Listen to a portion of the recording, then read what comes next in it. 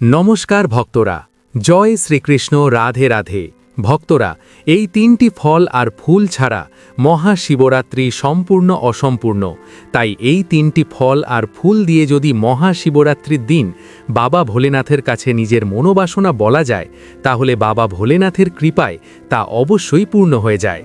তাই বন্ধুরা, এই সামান্য ফল আর ফুল যদি আপনারা পান, তাহলে একদম হাতছাড়া করবেন না। কারণ এই দিনে ফুল এবং ফল মানুষের দুর্ভাগ্য নাশ করে দেয়, তাদের আর্থিক ভাগ্য খুলে দেয়। এবং এই সঙ্গে আমরা জানব এই দিন শিবলিঙ্গে ভুলেও কোন জিনিসগুলি অর্পণ করা উচিত নয়। এছাড়া এই দিন কোন খাবারগুলি আপনারা খাবেন আর কোন খাবারগুলি আপনাদের এড়িয়ে চলতে হবে। এছাড়া এই দিনে কি আপনারা ভাত ও চা খেতে পারবেন, তাও জেনে নেব। এছাড়া 4 প্রহরের পুজোর সময় আপনারা কোন প্রহরে শিবলিঙ্গে কি অর্পণ করবেন, এবং সবথেকে গুরুত্বপূর্ণ হচ্ছে বন্ধুরা, এই মহাযোগে সিঁদুরের সামান্য জিনিসটি আপনারা সবাই মিশিয়ে রাখুন। এতে রাতারাতি আপনার ভাগ্য চমকাবে।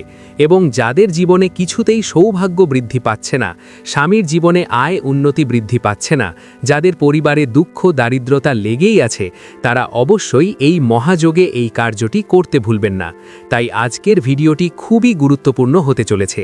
আমার সকল দর্শক বন্ধুদের কাছে হাত জোড় করে অনুরোধ করছি এই ভিডিওটি শুরু থেকে শেষ পর্যন্ত সম্পূর্ণ মনোযোগ সহকারে দেখার জন্য।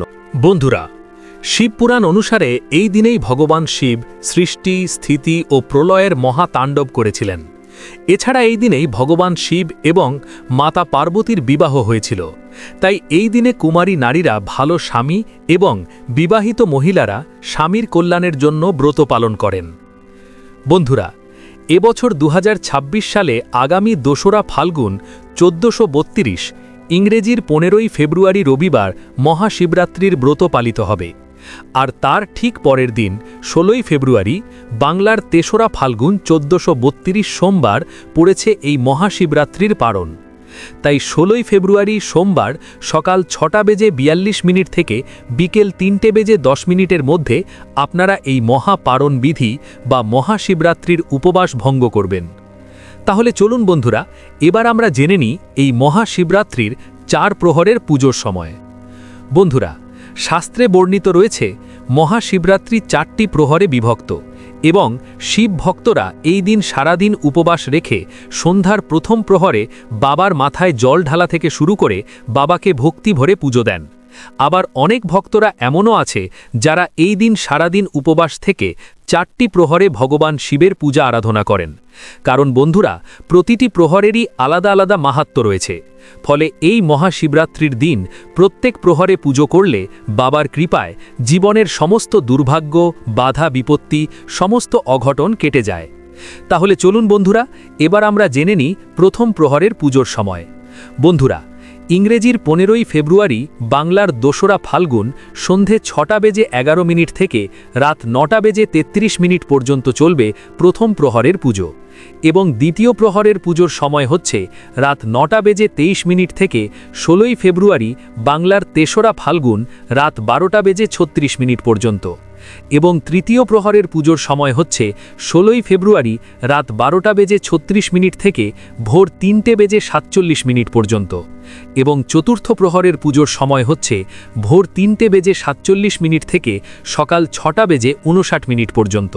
বন্ধুরা, প্রথম প্রহরে পুজোর সময় আপনারা শিবলিঙ্গে দুধ দিয়ে অভিষেক করবেন এবং দ্বিতীয় প্রহরে পুজোর সময় আপনারা দই দিয়ে স্নান করাবেন। আর তৃতীয় প্রহরে পুজোর সময় আপনারা শিবলিঙ্গে ঘি অর্পণ করবেন এবং চতুর্থ প্রহরে পুজোর সময় আপনারা শিবলিঙ্গে মধু দিয়ে স্নান করাবেন। তাহলে চলুন বন্ধুরা, আমরা এবার জেনে নিই এই সময় ভুলেও কোন জিনিস শিবলিঙ্গে অর্পণ করা যাবে না। বন্ধুরা, আপনারা কিন্তু এই দিন ভুলেও দাঁড়িয়ে দাঁড়িয়ে শিবলিঙ্গে জল অর্পণ করবেন না, আর শিবলিঙ্গে দ্রুত জল ঢালবেন না। নারকেলের জল ভুলেও এই দিন শিবলিঙ্গে দেবেন না। শিব পুজোয় আপনারা শঙ্খ বাজাবেন না এবং তুলসী পাতা, হলুদ এবং সিঁদুর ভুলেও কিন্তু শিবলিঙ্গে দেবেন না। ভাঙা চাল কিন্তু এই দিন ভুলেও ভগবানকে দেবেন না। এর ফলে মানুষের জীবনে নেমে আসে চরম দুর্ভাগ্য।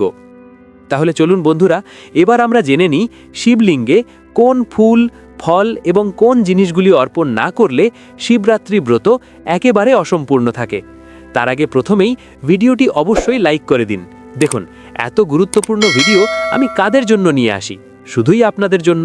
তবু আপনারা ভিডিওতে লাইক করেন না। আজকে আমি আশা রাখছি যে আজকে আপনারা ভিডিওটি অবশ্যই লাইক করবেন। আমার বিশ্বাস ভাঙবেন না। এক্ষুনি ভিডিওটি লাইক করে দিন। আর নিচের কমেন্ট বক্সে যে ব্যক্তি সত্য মন সত্য ভক্তি নিয়ে জয় শনিদেব লিখবে, শনিদেব আগামী 24 ঘন্টার মধ্যে তাকে ভালো সুখবর দেবেন। তাই বন্ধুরা, এক্ষুনি কমেন্ট বক্সে জয় শনিদেব লিখুন। আগামী 24 ঘন্টার মধ্যে আপনি ভালো সুখবর পাবেন। তাহলে চলুন ফিরে আসা যাক মূল টপিকে। শিবলিঙ্গে কোন ফুল, ফল এবং কোন জিনিসগুলি অর্পণ না করলে শিবরাত্রি ব্রত একেবারে অসম্পূর্ণ থাকে, তা হচ্ছে বেলপত্র, ধুতরা ফল এবং গোটা সমেত একটি কাঁচা আম। বন্ধুরা, এই 3টি ফল ছাড়া কিন্তু এই দিন ভগবান শিবের পুজো একেবারেই অসম্পূর্ণ। বন্ধুরা, আমরা সকলেই জানি যে বেল গাছে ভগবান শিবের বাস এবং এই ফল ভগবান শিবের অত্যন্ত প্রিয়। তাই বন্ধুরা, এই দিন ভগবান শিবকে বেল অর্পণ করলে সেই ব্যক্তির সকল দুঃখ নাশ হয়ে যায়। এছাড়াও এই দিনে বেলপত্র, বেলফুল, লাল ধুতরা ফুল, আকন্দ ফুল এবং জুঁই ফুল দিয়ে যদি ভগবান শিবের পূজা অর্চনা করা যায়, তাহলে মানুষের যে কোনো বাসনা ভগবানের আশীর্বাদে এই দিনে পূর্ণ হয়ে যায়। যাদের সন্তান হচ্ছে না তাদের সন্তান প্রাপ্তি ঘটে, যাদের বিবাহ হচ্ছে না তারা ভালো জীবনসঙ্গী পায়, যারা কিছুতেই চাকরি পাচ্ছে না তারা ভালো চাকরি পায়, যাদের ব্যবসায় উন্নতি হচ্ছে না তারা ব্যবসায় উন্নতি করে। মানে এই দিন ভগবান শিবের কৃপায় বাড়ি গাড়ি, মান সম্মান, টাকা পয়সা, ভালোবাসা, সম্পত্তি সব কিছুই প্রাপ্ত হয়। এই দিনে যখন আপনারা শিবলিঙ্গে এটি অর্পণ করবেন, তখন অবশ্যই ওম নমঃ শিবায় মন্ত্র জপ করে নিজের মনোবাসনার কথা বলে তারপর ভগবানকে অর্পণ করবেন। কারণ এই দিন বন্ধুরা, ভগবানের কাছে ভক্তিভরে ভক্তরা যা চায় ভগবান তা পূর্ণ করে দেন। শুধু ভগবানের প্রতি আপনার যেন বিশ্বাস ও ভরসা থাকে, তাহলে এই দিনে আপনার করা প্রার্থনা ভগবান অবশ্যই শুনবেন। বন্ধুরা, মহাশিবরাত্রির দিন ভুলেও কিন্তু এই খাবারটি মুখে তুলবেন না, নইলে কিন্তু আপনি জীবনেও মহাদেবের কৃপা পাবেন না। হ্যাঁ বন্ধুরা, মহাদেব যেমন অল্পতেই সন্তুষ্ট হন, তেমনি কিছু ভুলেও কিন্তু তিনি রুষ্ট হতে পারেন। তাই অবশ্যই বন্ধুরা এই কথাটি কিন্তু মাথায় রাখবেন, কারণ আপনি নিশ্চয়ই চাইবেন না মহাদেব আপনার উপর রুষ্ট হয়ে যান। তাই এই দিনে যারা এই খাবারটি মুখে তুলবেন, তাদের জীবনে নেমে আসতে পারে ঘোর অন্ধকার, জীবনে নানা রকম সমস্যা দেখা দিতে পারে, পরিবারে দেখা দিতে পারে ঘোর আর্থিক সংকট। তাই বন্ধুরা, আপনার বাড়িতে শিবলিঙ্গ থাকুক আর নাই থাকুক, এই খাবারটি কিন্তু ভুলেও আপনারা মুখে তুলবেন না। এর ফলে আপনার বাড়িতে দেখা দিতে পারে নানা নেগেটিভ শক্তি। তাই শিবরাত্রিতে ভগবান শিবের কৃপা প্রাপ্ত করতে ভুলেও কিন্তু এই খাবারটি বন্ধুরা মুখে তুলবেন না। তাহলে চলুন বন্ধুরা, এবার আমরা জেনে নিই কোন সেই খাবার। বন্ধুরা, আজকের দিনে ভগবান শিবের পূজা করায় আমাদের গ্রহদোষ, বাস্তুদোষ, নেগেটিভ সমস্যা, শারীরিক সমস্যা, আর্থিক সমস্যা এই সব কিছু দূর হয়, এমনকি নিজের মনোবাসনাও এতে পূর্ণ হয়। কিন্তু কিছু ভুলে বন্ধুরা আমাদের এত পুজোপাঠ করার পরেও ঈশ্বর আমাদের প্রার্থনা শুনেন না, আর তার ফলে আমাদের জীবন থেকে সমস্যাও যায় না, আর আমরা তখন ভগবানকে দোষ দিই। আর এর কারণ হলো বন্ধুরা আমাদের সম্পূর্ণ জ্ঞান না থাকা। আর তার মধ্যে একটি হলো শাস্ত্র অনুসারে শিবরাত্রির দিন ভুলেও এই জিনিসগুলি বাড়িতে আনতে নেই ও মুখে তুলতে নেই। এর ফলে জীবনে নেমে আসতে পারে ঘোর অন্ধকার। পোড়া খাবার। বন্ধুরা, শিবরাত্রির দিন ভুলেও পোড়া খাবার মুখে তুলবেন না, যেমন বেগুন পোড়া বা টমেটো পোড়া। বা যদি কোনো কারণে কোনো খাবার পুড়ে যায়, তাহলে সেই পোড়া জিনিসটা খাবেন না, কারণ শিবরাত্রির মতো একটি শুভ দিনে পোড়া খাবার খেলে মানুষের ভাগ্যও পুড়ে যায়। এছাড়াও জীবনে রাহুকেতুর কুপ্রভাব পড়ে। তাই অবশ্যই বন্ধুরা শিবরাত্রির দিন এই খাবারটি থেকে দূরে থাকুন। আমিষ জাতীয় খাবার। বন্ধুরা, শিবরাত্রির মতো একটি শুভ দিনে কোনো প্রাণীকে হত্যা করে খাবার খাওয়া একেবারে উচিত নয়। তাই যদি আপনারা ভগবান শিবের কৃপা প্রাপ্ত করতে চান, তাহলে অবশ্যই সেদিন আমিষ খাবার থেকে বিরত থাকুন, না হলে কিন্তু আপনি আপনার জীবনে নিজেই ঘোর অন্ধকার ডেকে আনবেন। এই দিন বন্ধুরা পারলে অবশ্যই আতপ চাল গ্রহণ করবেন, সিদ্ধ চাল এই দিন গ্রহণ না করাই ভালো। বন্ধুরা, এই দিন মদ্যপান বা কোনো নেশাজাতীয় খাবার ভুলেও গ্রহণ করবেন না।